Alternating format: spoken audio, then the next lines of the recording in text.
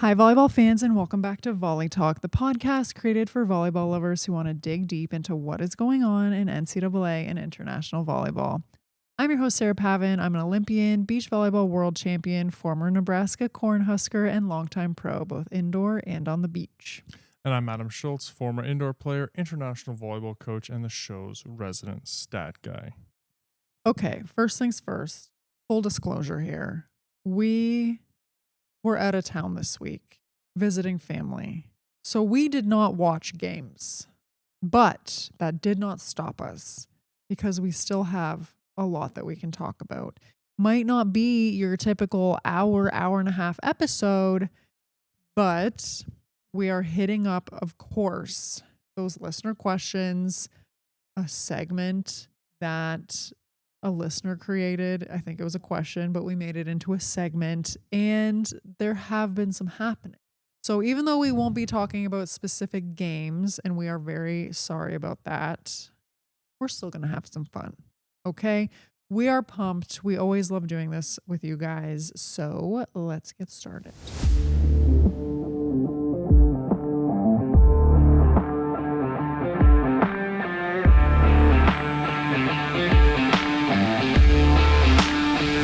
All right. You know what I'm going to ask you. I know the answer to this already. Was your volley fantasy a highlight or a happening? Neither. It was awful. It was in the basement. I was packing on Monday. We traveled all day Tuesday, and the place we arrived at had no internet or cell service. And so by the time... No, we are not the Griswolds, everybody. We went to a national park, which technically could make us the Griswolds. But you get the idea. It was an exceptional week. It was amazing. We had a ton of fun, but Adam's fantasy did not have a ton of fun. And I had 4 contracts lapse this week. So I only had 2 players and no bench players selected. What he's saying is he did not fill his roster. Hooped. He did not sign his players. So he's probably still ranked higher than me. What are you ranked? I am currently sitting at 181st. You know what? I've been ranked that when I have had all my contracts. So I'm gonna need to pull off something special here to get back into double digits. We'll see. What's your salary cap at? I got $113,000. He's not doing that bad. I did not expect to not be able to get onto my phone. We're planning on my part, but what can you do? How are you doing? Thank you for asking. I am currently sitting in the mid 60s. Congrats. I've gained about 20 point places. This is a big week for Sarah. She's ahead of me by default. You know what? You don't have to clarify it like that. You don't have to, it's not my fault that you weren't thinking ahead. That's true. Charity Looper really screwed me over. And you know who my bench player was who did really terrible? Might as well have also done 0, Reagan Cooper. I had 3 bench players have to sub in. Because the players I picked were that bad. That's not great. You know who was a star? Well, started out as a star, but then kind of became average. So wasn't really a star on a Bonjo. You know who was my best player, though? I had a couple. Hit me. Raina Terry killed it for me this week, and Elena Ogilvie. We're going to talk about her later. Don't you worry. I've got a lot of work to do still. If it would really be helpful if everybody else would forget to sign their contracts. So feel free to do that so I can gain some more ground. Sarah wants to win by default. That's that. They've made a lot of updates. It's looking real snazzy. Yeah, they've done a really nice job. Like cleaner look this week, I thought. I love that we're getting to play and see it evolve in real time. They're taking feedback. They're making updates. Mm-hmm. It's been a ton of fun, and I've had so many people are posting their roster choices on YouTube. It's fun to look at and see what people are thinking, different strategies. Honestly, I don't have a strategy. Well, that's a problem. But what's yours? Not to sign contracts. I'm not throwing my strategy out there mid-season. Okay, I don't know if I have a strategy. I'm just kind of like looking at how everybody's doing, trying to make it fit in my budget, just keeping it basic. Yeah. Just fulfilling the bare minimum requirements. It has made MLV much more interesting, which has been a lot of fun. I will say my phone did work, and that is the only thing I was checking. Notice she didn't offer to let me do my roster. I didn't think that you would forget. We are almost at 400 teams in our league. I love seeing that. Join, talk on the chat. Give me your strategy on the chat. Am I the only one without a strategy here?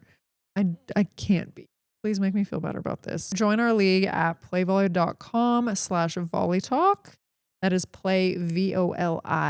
playvoli.com/Volley Talk. Not too late to join, everybody. You'll join right in the middle and you'll be around where Adam is right now. So come join the gang. It's a ton of fun. NCAA men. You were right, Adam. Lindenwood jumped. Let's go. To the position you predicted, number 13.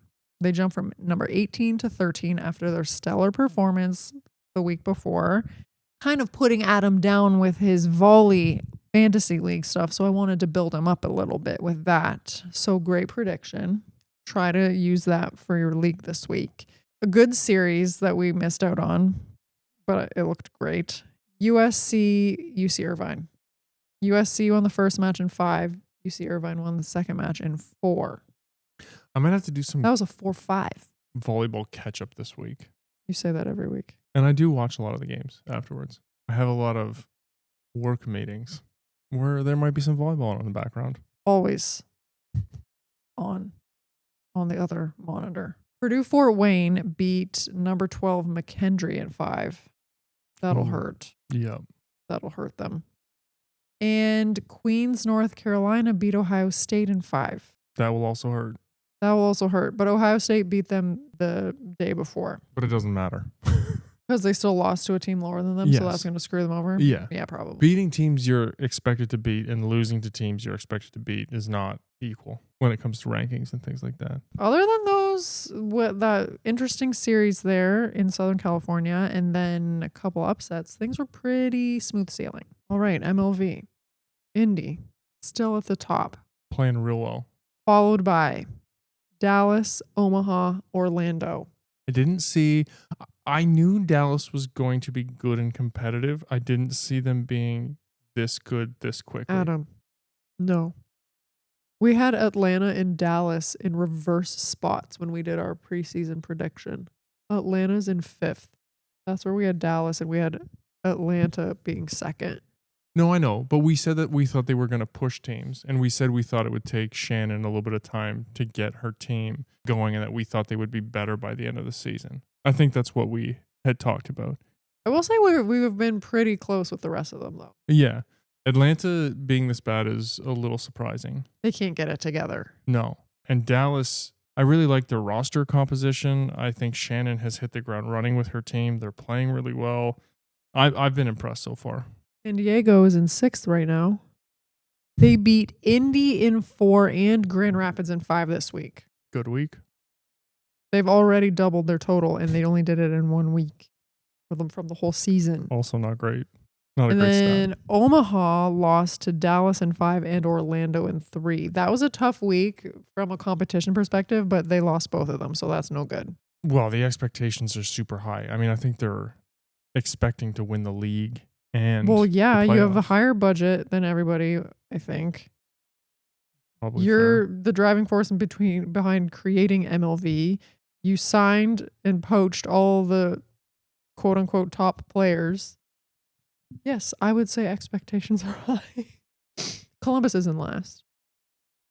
I'm a little disappointed. Yeah, me I too. thought they were going. I had higher hopes for them. Me too. Me too. We did have some news though. Okay, first of all, before we get to the news, I want you to explain this to me. So I was looking at the transactions list. Mac Pedraza. She was waived by Atlanta before the season started Mm-hmm. in favor of Maddie Wack, who then Atlanta waived. Try to figure that one out. On January 30th, Mac Pedraza signed with Orlando. On February 2nd, she was waived. And then she signed with them again February 9th. Like, how does that happen? Like, legit, genuine question. Contract dispute, maybe? What are we, the NHL? That seems really strange. Somebody get hurt? No, it makes no sense to me. Hey, we're going to sign a contract with you, then we're going to cut you 3 days later, but no, come back a week later. The MLV is taking these transactions to the extreme. They are waiving players left and right. I wonder if there was some loophole or legality that was wrong with the first contract and they had to put her on waivers to sign her again. I bet you it has to do with some rules in how the league is operated with who you can waive, or because I know in some leagues, if you're going to pick up a waived player, if another team wants that player, but they're ranked lower than you, they get priority.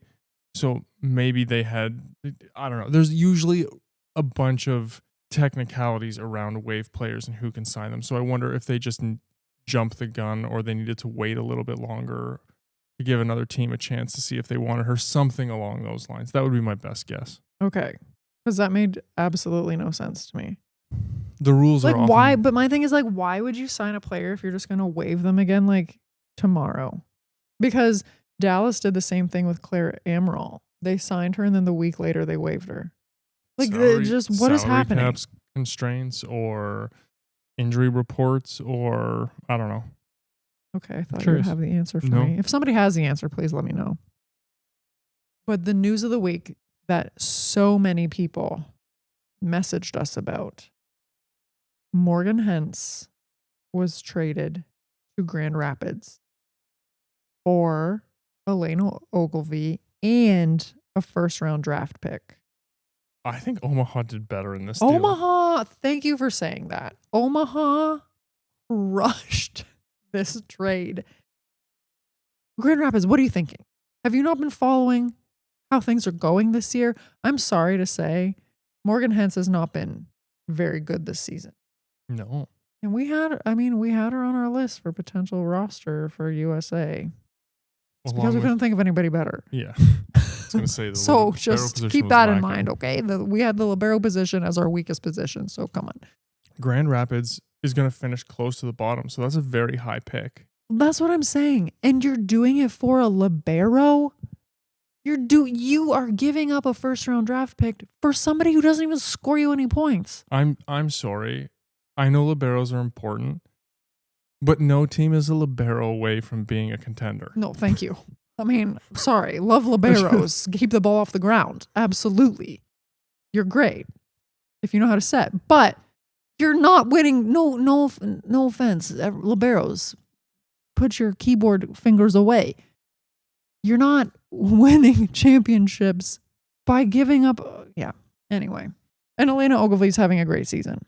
So not only did you give up a libero who's having a great season in favor of one who's not, but you gave away a good opportunity to make your team better next year and give away somebody who's helping you this year.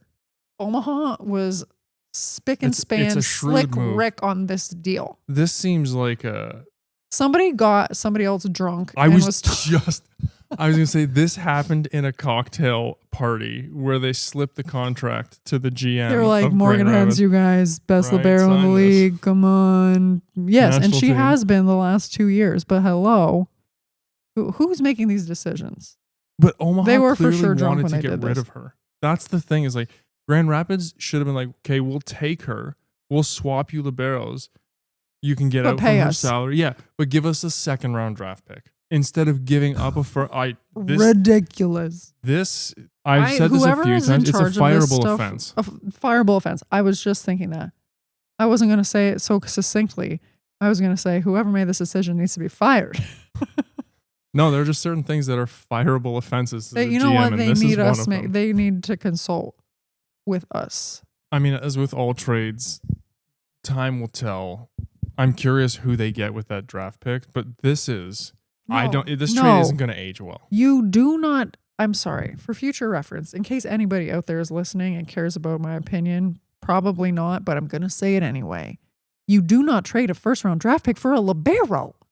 First round draft picks are for an opposites and P1s. Or as a very, very good setter. Maybe.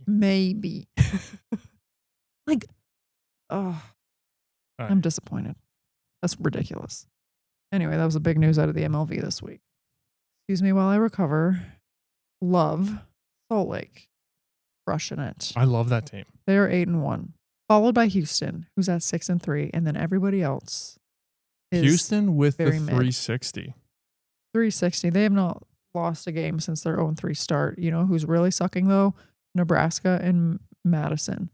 Madison tricked everybody early in the season. They're like, you know what? Us in Houston were flip-flopping from last season. And then they couldn't keep up the farce any longer. And they're like, we're going to be back to where we were last year. Both Madison and Nebraska have lost at least 4 matches in a row. They are playing each other soon, though. Do you think this is a coaching issue or a roster issue? There are a lot of injuries on Madison. Did they have a lot of injuries last year? There's a lot of injuries on every team, I feel like. Jikama, the setter for Nebraska, was out with I'm assuming a concussion. I haven't watched, like as we said, we didn't watch. So they probably had to play Gabby Blossom. Not an ideal front row option. Opening so there's the door for Bergen Riley. Do I think it's a coaching issue? Madison. Well, I kind of feel like Jordan Larson should basically be a player coach at this point. Fair. Because you've got Susie Fritz, whose experience extends to K-State. And Matt Furbringer was an assistant on the men's team and has coached club, I believe. I mean, Madison has Gong, who is arguably the best player in the league.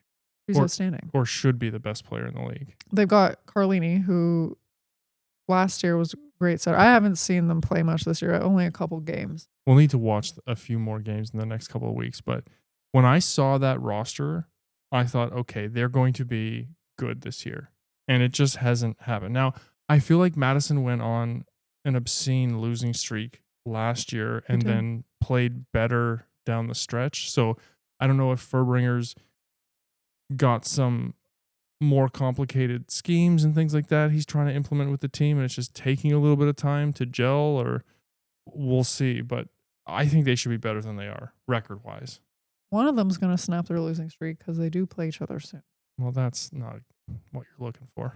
Finally, we got some rule changes that are going to be tested in VNL 2026. This is not the full list. There are some more. But thanks to Avid Volley's Instagram post, here are the highlights. This is not the extensive list, but teams may adjust their serve-receive positioning after the referee's whistle, but before serve contact. I don't like this rule. I feel like they were doing this last year. The Chinese men were doing it. No. Last year it was like you can move after the serve toss. Yes. Now it's even longer. No, I hate this one. Now that I've thought about it a little closer, I don't like it. You should have to pass in the position you're supposed to be in. That makes volleyball. Yeah, it forces you to be skilled. It forces you to work on seams and communication between players. I understand wanting to make the game have longer rallies, make it more skilled. But as a server, like you're going up and you're trying to pick seams. I don't want people running around at the back of the court. I don't even care about it as a server. It's just like the essence of volleyball is the fact that the rotations exist. Yeah, I don't like this rule. I hope it dies on the vine this year. Everybody better give it negative reviews. The arena ceiling may be treated as part of the playing area, allowing rallies to continue after ball to ceiling contact in certain situations. Whatever. I feel like this won't even come into play because they play in such high places. Like they're not playing at University of Miami. Yeah. This is it. This is a nothing rule. If this actually comes into, like, somebody's going to break their arms, like, trying to hit the roof. This is very strange circumstances that it will happen. Yeah. Teams may no longer call an immediate timeout following a challenge. Good. The challenge system should be revamped in general. We've talked about this in past episodes. Adam wants them to crack that whip, be aggressive, and penalize people for calling challenges at the end of sets, for being petty. He wants punishment. Okay, liberos may serve in place of one designated player. Fine. I mean, I'm not a huge fan of it, but it doesn't change the essence of the game, and it's whatever. The whole reason I love international volleyball is because it forces players to be full players. Now they're starting to trickle it out, and it's just like, oh, you're a middle, now you don't have to serve. Yeah, but this is why I love international volleyball. How many liberos are going to be great servers? Maybe a bunch. I still think if you have to use this rule, it's probably hurting you. Do you know how many middles, though, are kind of bad servers? I know I just said it makes you be a full player. Still work on your serving. This to me is whatever, try it, see what happens. I don't hate it. I don't really feel a particular way about it. I don't hate it as much as this next rule. Are you ready? Liberos may execute overhand sets inside the 3-meter line without restriction. This is absolutely absurd. I think what they're trying to accomplish with this rule is fine, but I think What are they trying to accomplish with this rule? What they're trying to get rid of is a really good dig by the setter that's like a meter in front of the attack line, and the libero can't set it and run a good offense because it's a little further. I don't care. That's volleyball. Yeah, but the libero. Maybe your middle should learn how to set with their hands. I mean, fine. If the rule was maybe your libero should learn how to bump set. But you're not bump setting tempo, and a lot of these liberos are good enough to do that. So dig a better ball. I think that this is absolutely ridiculous. Well, you didn't let me finish. No, I was too passionate. I believe the essence of the rule when they came up with it is pertaining to that situation. But I think this rule could have massive unintended consequences where you now have 5 hitters on the floor and a libero who is actually a setter who can be back row all the time. You know what team I'm thinking about with this rule? Argentina men. Yep. Their setter, Sanchez, is so undersized. You know what you could do? Just make Sanchez your libero. And then you could run your libero from position 1. He never has to block. He never has to be a liability at the net. He can set from wherever he wants, dig balls, easy peasy, lemon squeezy. The only issue with that is you'd need a passing right side because you'd need another passer. Okay. Yeah. This rule to me is similar to the jump setting handset in beach volleyball, where you had 2 guys from Sweden come out and do it, and they ended up winning and dominating, and it changed the game forever. You're going to have one team who figures out how to run this libero setter combination with 5 hitters all the time coming at you. You could run, you could literally have 2 back row attackers and 3 front row attackers at all times. Yeah. This opens the door for things I don't think they believe will happen. And again, they're testing out rules. That's fine.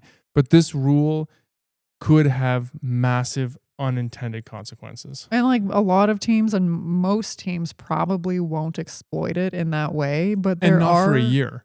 Like that rule would need to stay in place. But there are certain teams who, maybe have a huge hole when their setter's front row who might want to use it. Yeah, I mean, Micah Christensen's a pretty good blocker. But can you imagine he could set 5 hitters all the time? That would be wild. I mean, this is the worst rule of all time. Like, why do we have to change stuff? I know I'm a volleyball purist, but this one is, who was sitting in that room? Who proposed this? And then who are the people who looked around and were like, oh yeah, I love that. Well, I guarantee some of these are stat driven. It's like, here's how many balls libero bump set in front of the attack line. You know Let's what? just let them hand set. Too bad. Well, that's your position. I'm not sure they thought through what the unintended consequences could be, but I think you would think that they did though. And they were probably like, baha. Nobody's going to do it. You wait. Somebody will do it. I really hope somebody does it. The substitution limit will increase from 6 to 8. Don't love it. I don't love it either. That's another reason I love international volleyball. Play a full game. Coaches may mark specific moments during rallies for potential review and select one moment to challenge after the rally concludes. I like that. Your challenges should be specific, not I'm looking through the whole rally to try and score a point.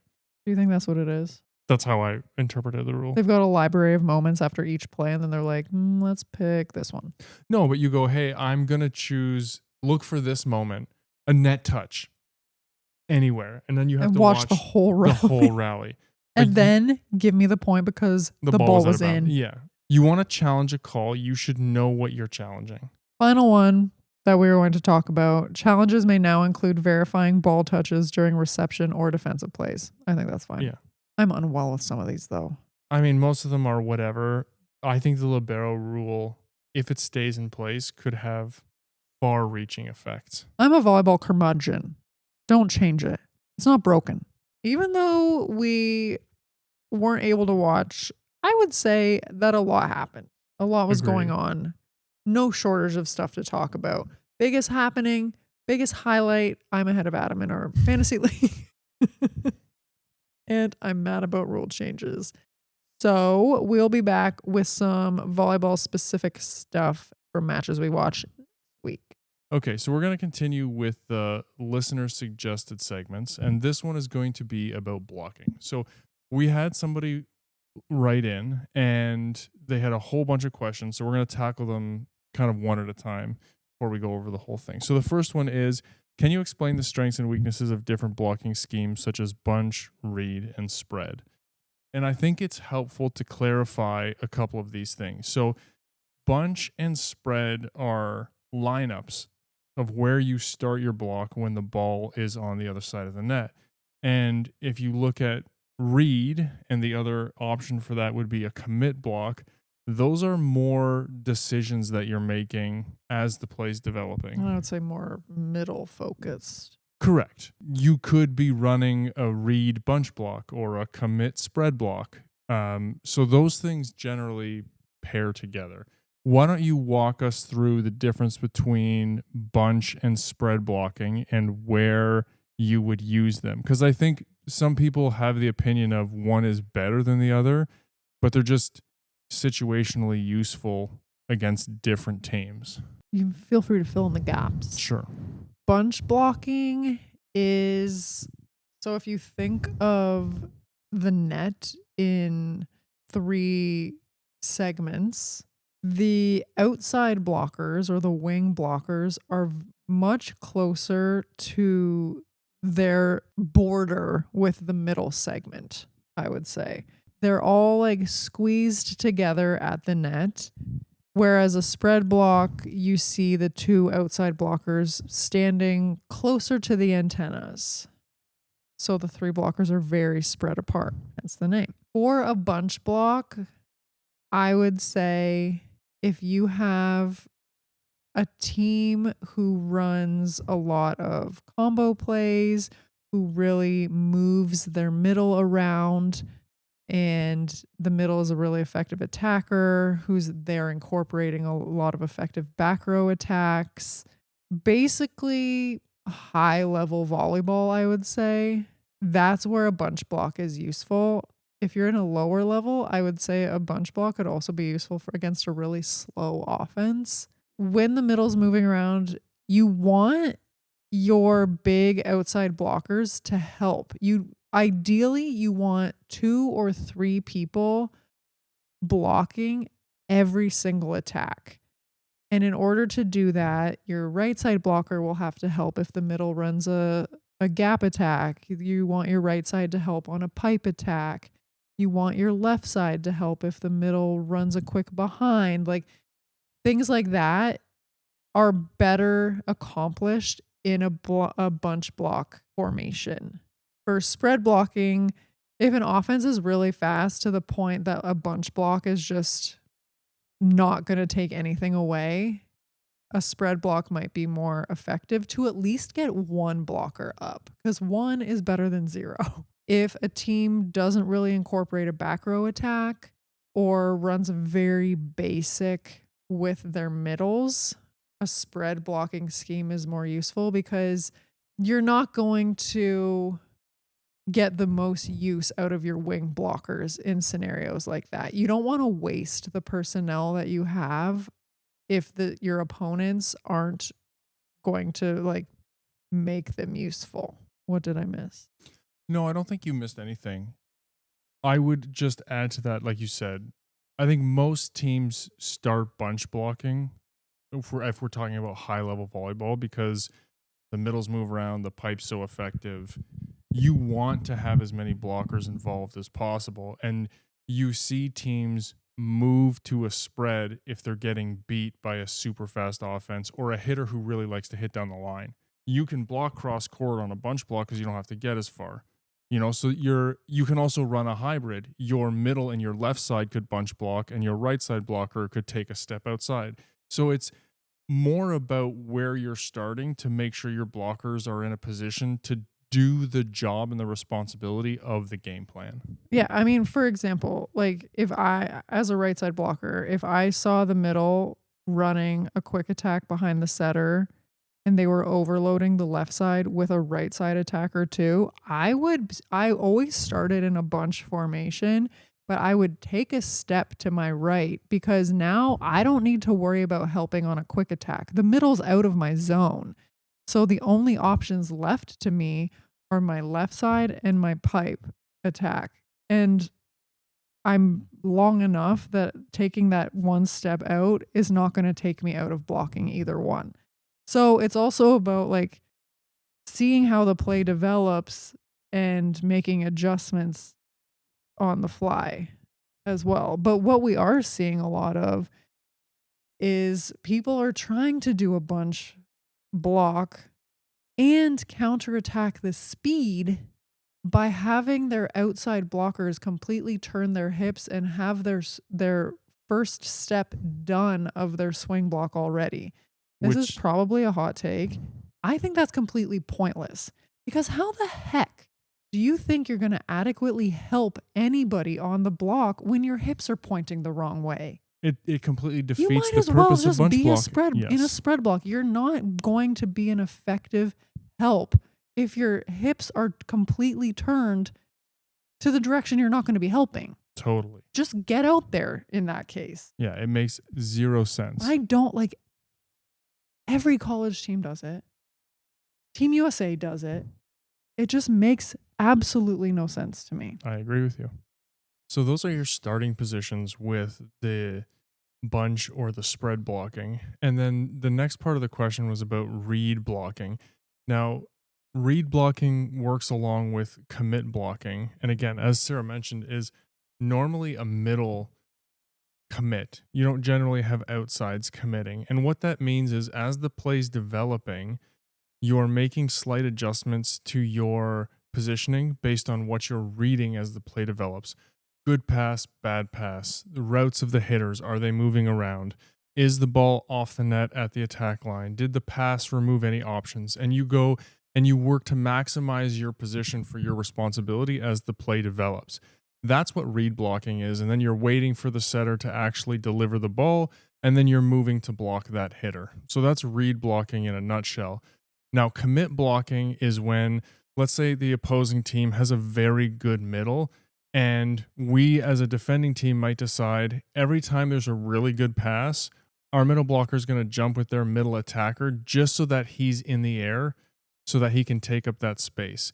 And you generally only do that on a middle, and you're making sure that he or she is not beating you with that quick attack.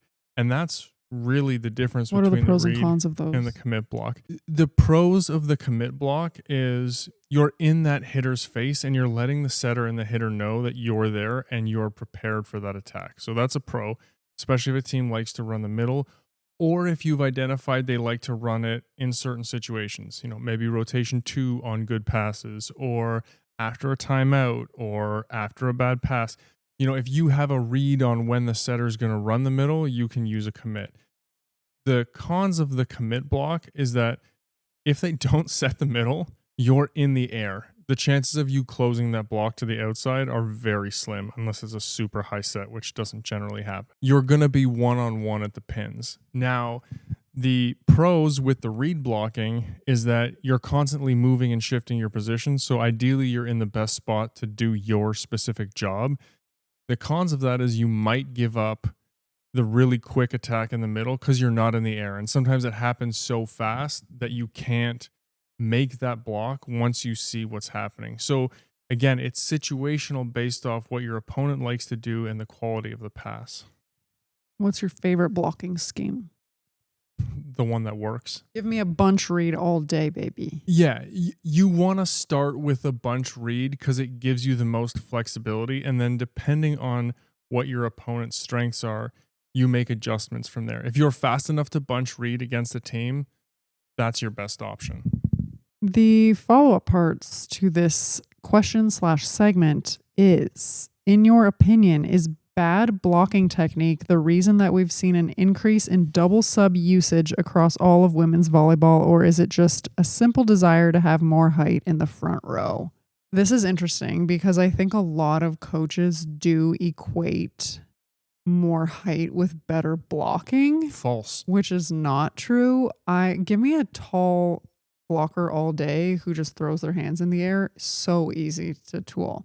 Good blocking is about taking space around your shoulders and how far over the net you're able to go to cut down on angles available to the hitter. It doesn't matter how high your hands are above the net. And I think that so many coaches make those subs when, if you just train your setters or smaller hitters to get their hands just over the net fast, they could be very good blockers. Agreed. And I also think the double sub is more often used for offensive weapons than But you blocking often subs. do see like a straight up blocker come in for the setter, no setter on the court, come right off again. Maybe the Yes. setter's a terrible blocker. Who knows? Maybe the person coming in is a really good blocker. If that is the case, do it all day. If you're just trying to put up some big sticks up there, not always the smartest option, I don't think. No, I totally agree with that. Blocking is a lot about timing, technique, and discipline, more so than just being tall. But I think in general, the double sub is more of an offensive choice than a defensive one. The last thing I will say, since we're talking about blocking, and this person alluded to bad blocking technique, and I figured we would highlight a few things here that blockers often get wrong. And I would say the first kind of mindset piece that blockers do is they try and get blocks, and they move their hands if they see something. Your goal is to work in tandem with your defenders. So you need to take away your responsibility.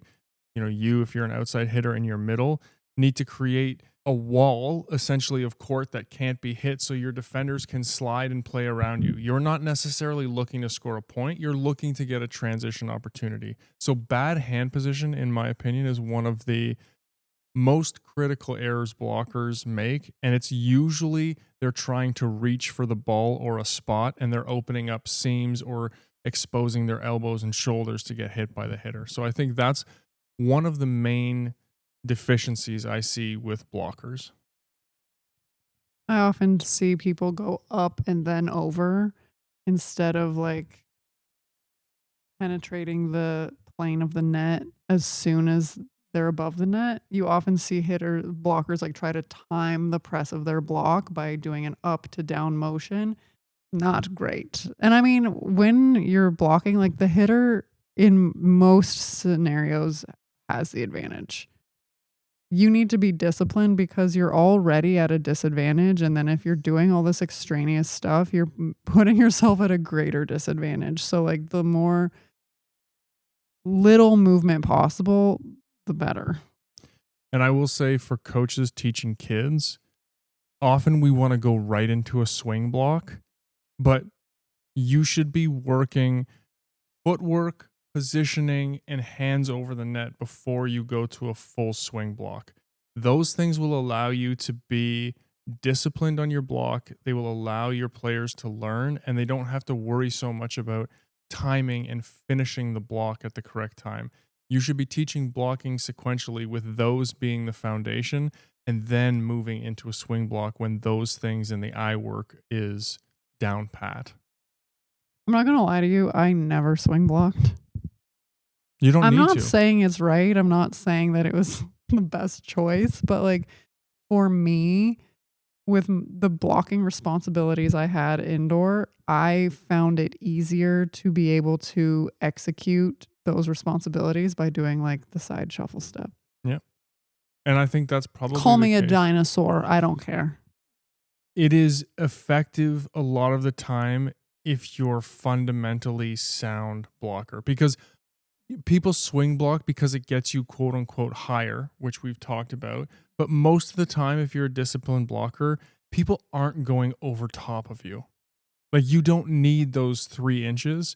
you need to be disciplined with your hands in the right place. Well, I think the thing with swing blocking for me is I always found that it created too much movement for me, like with my arms, like bringing my arms up and around. I felt like it created too much movement that way. And then I was able to create a more stable foundation to set the block for my middle when I use the shuffle step instead of like potentially like drifting. Do you know what I mean? Totally. Again, swing blocking is a very high level skill, and you need to have your blocking fundamentals in place. And you didn't need to get any higher. If you were disciplined and your hands were in the right place, nobody was going over top of you. No, over top was not the issue. Yeah. So, And I wouldn't even say that I was like that good of a blocker indoor. I would say I became a much better blocker as I started playing beach. well, I hope that was informative. If there's any other questions about blocking, feel free to send us a message, email, Instagram, YouTube. We love talking about the technical stuff. So I hope you found that helpful. Blocking 101. I think this is a 201 maybe. 201.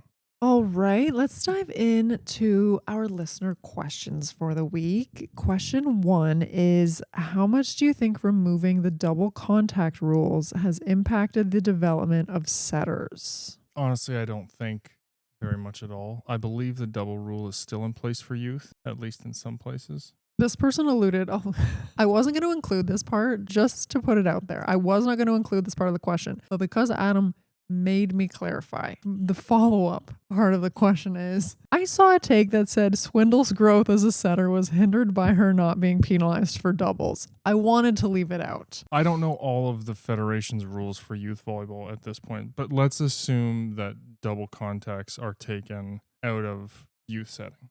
I still don't know if it makes that much of a difference from a development standpoint, because the coaches who are going to teach setting correctly are still going to do it, and the ones who weren't going to teach it correctly are still not going to do it. Like, I don't think taking that rule out will fundamentally change how setters are trained, and I don't think that it makes any difference in competition to whistle a set down. I just don't think that's the defining rule change that's going to make or break setters at a young age. I don't know. At the end of the day, if a setter is doubling balls that badly, their location is probably terrible. Right. They're not getting recruited. The reality of it is, it's in your best interest to not double the ball. Now, whether you do that because you have lazy feet, or you get around the ball, or you do things quote unquote properly, like, none of that is hindered on that piece of the end result of the set. Those who are going to do it right will still do it right, and those who aren't going to do it right still won't. Question 2. I'm not sure if you guys have any insider knowledge on this or not, but I was wondering the ins and outs of Love recruiting players. For example, I would have expected Mimi Collier and or Heredia Cologne to play for Love and not MLV, but maybe every Love team already had their roster full of outsides. Or would there be a reason a player would want to play MLV instead of Love?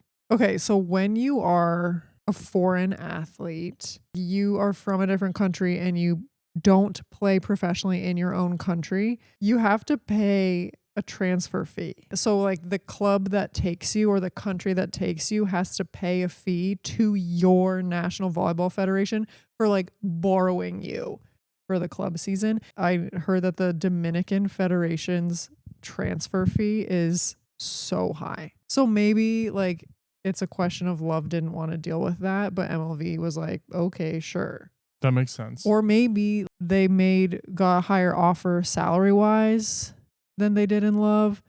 Maybe Love had the athletes that they had sponsored as Love athletes in college already, and there might be a contractual thing with them that we don't know about. It's an interesting question because you don't have one general manager looking for a player for their team. I don't know this for sure, but I would imagine that there is probably a committee at Love who is looking at the teams going, okay, this athlete's a good fit here. We can market this person here. Don't kid yourself. They're still trying to build a league. So there's a volleyball aspect to it, but there's also a marketing and eyeballs aspect to it as well, which is why you see all of the Texas players playing in Texas. But also one of our listeners did some research. All of Love's teams now have private ownership groups except Salt Lake, Atlanta, Madison. All the other ones are privately owned now. But I'm not sure they've taken over running the teams Okay. yet. Love is working to find those ownership groups and to turn it into like, okay, now you're running operations. But I think until it's been established, there's a handoff period. So they're still handling, the volleyball, the contracts, and those kind of things. And I would imagine they won't move out of that until all teams have ownership groups, because I don't think you can run a league with half the teams being privately owned and half being loved. So I think that's the end goal, but that's not currently where it's at. Long answer to say we don't have insider knowledge. We're just as perplexed as everybody else, because some of the people they pick for Love, like this Bailey Miller, I had to look up where she even went to college. Yes, I 100% agree that Mimi Collier, from a skill perspective, yeah, should be playing Love. It's also positionally dependent, right? What foreigners do you have signed? Who needs what? Where you need to go? Which ones? Like, where does Mimi fit in the left side? Like there were, 2 left sides that were taken for Love this year? 3. Yeah. No, Julie Hansen, Eva Hudson, and is that Miller girl an outside too? I'm not sure. I don't know about that one, but yeah, they had a couple. I think Mimi's better than Hansen. Agreed. No, we don't know, but those are a few reasons why they would have gone to MLV instead. We're also assuming that all athletes want to go to Love over MLV, which probably also isn't the case. Yeah. I mean, you want to play with certain people, you like a coach, you didn't like the Maybe contract it's not your stipulations. Yeah. That's also potentially in the cards of that. I'd rather play in another league. Question 3. Sarah, I watched Love Atlanta versus Austin last night and saw how the Atlanta coach, Paulo Coco, tries to will his players to a win. I loved how animated his coaching was and how vocal he gets. Huge contrast to Sullivan. As a player, what is it like playing for a foreign coach, specifically a Brazilian coach? How was your experience playing for the great Bernardo Rezende in Brazil? I will start this with, I played in the era in North America, like college and club, where like coaches were mean. Like, coaches are so nice now overall. So like I've played for animated coaches your whole most life. of my life. In a professional setting, however, you guys are all getting paid. There's that. If you have a problem, you can leave. We won't pay you. But like, I agree. There is, in certain cultures, there is a lot more passion and it is acceptable. In Brazil, that is one of the countries where it is acceptable. Playing for Bernardo was like, first of all, one of the greatest experiences of my life, of my career. I learned so much from him. Being in the gym, he offered me new ways of thinking about things. Just the quality of reps, the number of reps I got with him was insane. It was amazing. The passion piece, it is cultural, but I think it is also an individual thing, because Bernardo wants to win so badly that he can't help himself. Basically, like, how he acts in games is not the person that he is in practice or in life. He is just very level-headed and calm and soft-spoken and thoughtful and kind and just articulate, generous, you name it. That is him in real life. But like, when the whistle blows to start a game, that's exactly what he does. He becomes a completely different person because he wants to win so badly, to the point where it's like he legit thinks that you should win every single point. Like the other team will go up and do something amazing and he will be so annoyed with our side of the net because, well, why didn't we do this? And it's like, well, that was a great swing. It's like, no, but like, why wasn't the block here and the defender slide? Like, so on one side, I like love the passion because I'm a very intense person too. But sometimes it was challenging because like sometimes there's just nothing you can do about a play. And I think that I am like in the extreme of like, no, we could have been better. But he took it to like the next level. It's not for everybody. The passion and the intensity and excitement is not for everybody. If you have a filter and you listen to like the information that's being delivered instead of like how it's delivered, it's easier to digest sometimes. But again, it's not for everyone. I personally had no problem playing for him, and I liked it because I understood the opportunity that was in front of me. So let me ask you this, and I will say Bernardo has had the single biggest influence in my volleyball coaching career out of anybody. I have the utmost respect, and I think he's an amazing human being. But I think, having watched many of your matches, that come game time, you guys as a team managed him. Like in timeouts, Fafau would kind of talk to you guys afterwards. Like it was almost get through Bernardo's emotion and passion, and then like you guys as a team would separate. It seemed to me like sometimes it was a hindrance to you guys being focused on what you were trying to do. Sometimes. I'm not saying all the time, but it almost seemed like he couldn't pick his moments to be intense. It was just always. All the time. Yeah. But that's the thing is like, you know, that's what you're getting with him. Totally. You know what I mean? So like he balances himself out by selecting assistants who are very calm and collected during matches. Yeah, and we all have to coach within our own personality. I'm not faulting him for that, but I'm saying if you were going to build the best coach on the planet, like prototypical, and you could pick pieces from different ones, I think that would be the area where you would go, okay, maybe we want to dial that back a little bit. Yeah, I mean, again, like the Brazilian players, they had played for him forever. Yeah. They knew what they were getting. The foreign players that I played with really struggled. So like the first year I played with Logan Tom there. The second year I played with Brankica Mihailovic, and both of them just literally had to like walk away during timeouts because they could not do it. Yeah, I think it just depends on like at the end of the day, you makeup. love playing for a coach who has that kind of passion though. I do, yeah. Okay, question 4. Do you guys think that this year's VNL is going to be easier because there are some competitions available where you can earn a berth to go to the Olympics, the continental tournaments? So maybe the teams will bring their 100% rosters. This person said the Italians and Brazil said that they are going to bring their best rosters. So do you think it's going to be more straightforward for the top teams to move through VNL? Because they are preparing to earn a berth through the continental tournaments.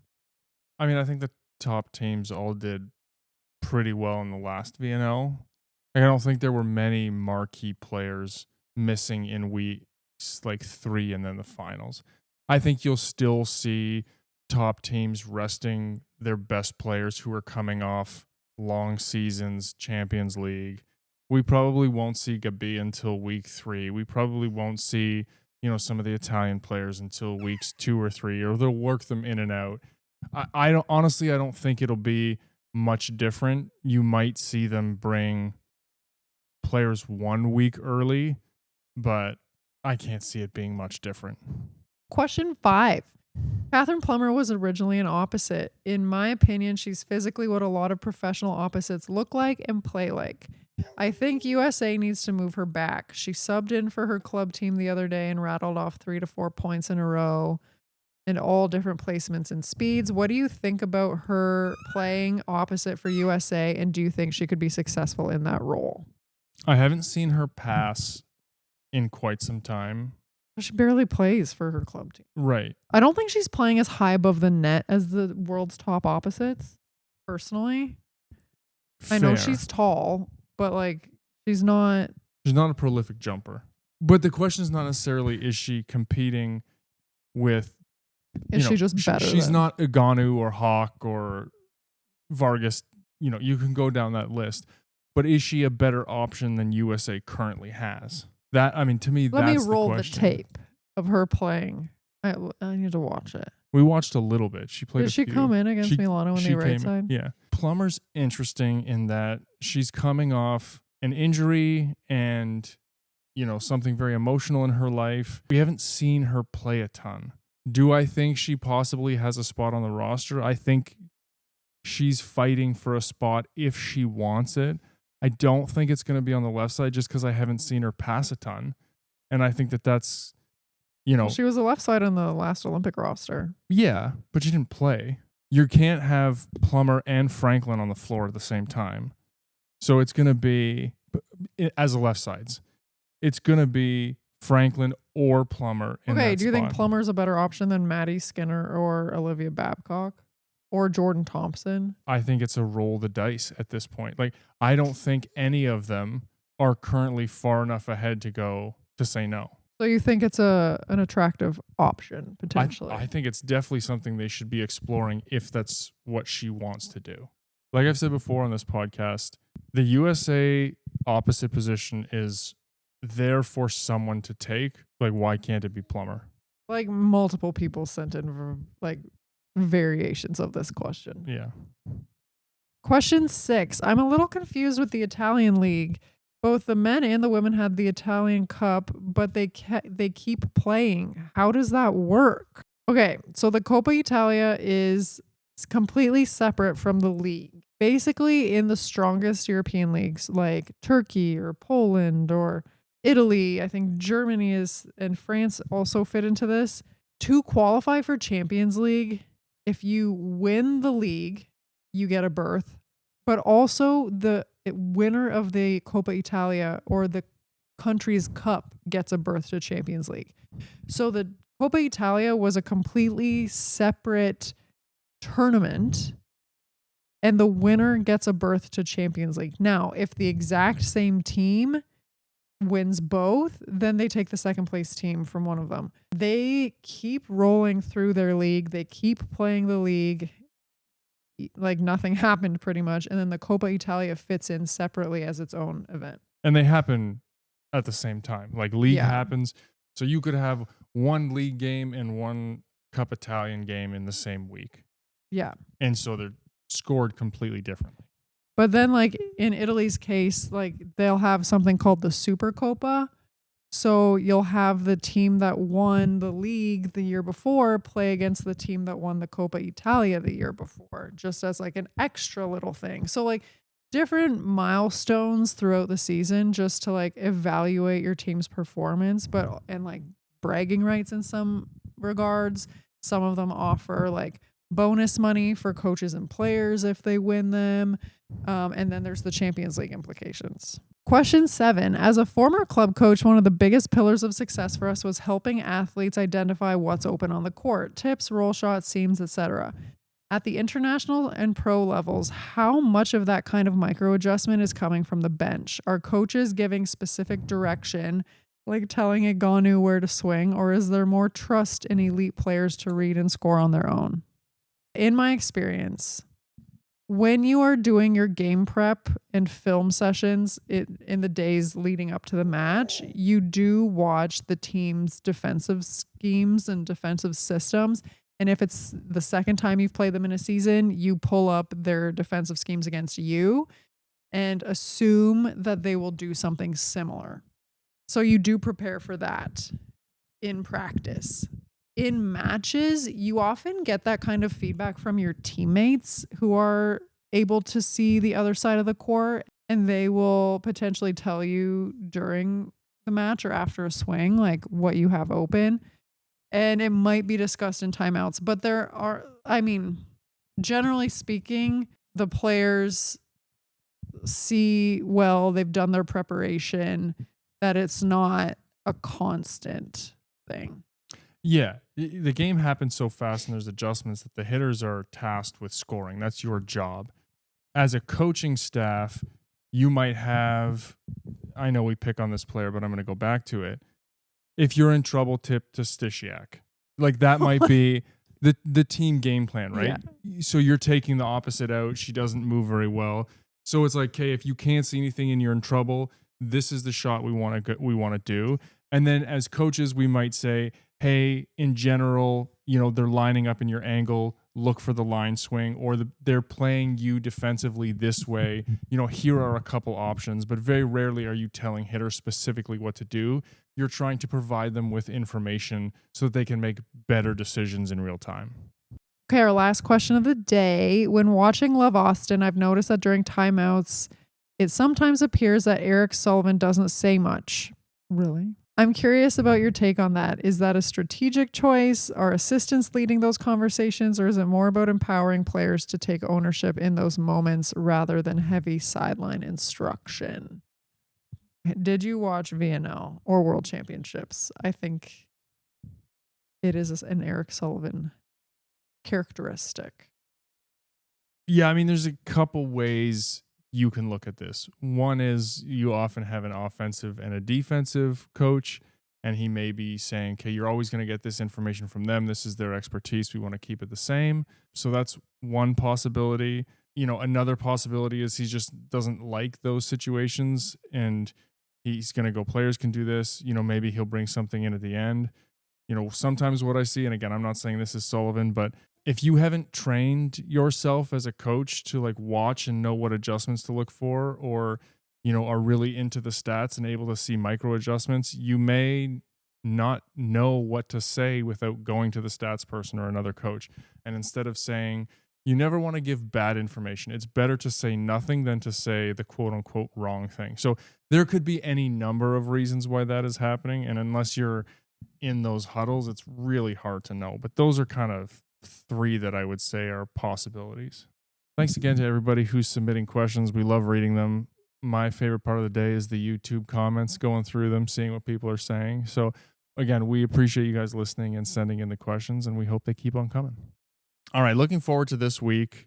Thursday at 8 p.m. Eastern, we have MLV Indy versus Dallas. That's on Victory Plus. That'll be a really good game. Friday at 10 p.m. Eastern, NCAA men's UCLA versus Long Beach State. The rematch. Let's go. This time at Pauley Pavilion. So we'll see what happens there. I'll be watching that one for sure. Saturday, 8 p.m. Eastern, Love Houston versus Salt Lake, also on Victory Plus. Two teams who are currently real hot in love. And then Saturday at 2:30 p.m. Eastern, we have two games. Scandicci versus Milano and Perugia versus Verona. Great matches. That's a 2-3 on the women's side and a 1-2 on the men's side. FYI. You got two TVs, TV and a computer. Put them on. Those are both going to be unbelievable matches. And that's what you guys should be watching this week. That concludes this week's episode of Volley Talk. There's always something shaking in the volleyball world, and we hope you enjoyed this little fix. Be sure to follow the show so you don't miss any updates, and we'd be so grateful if you'd leave us a 5-star review. You can also find us on Instagram at volleytalk_podcast. If you have a topic you'd like us to discuss, you can reach out on Instagram or at info@sarahpavin.com. Thanks so much for joining us, and we'll be back next week.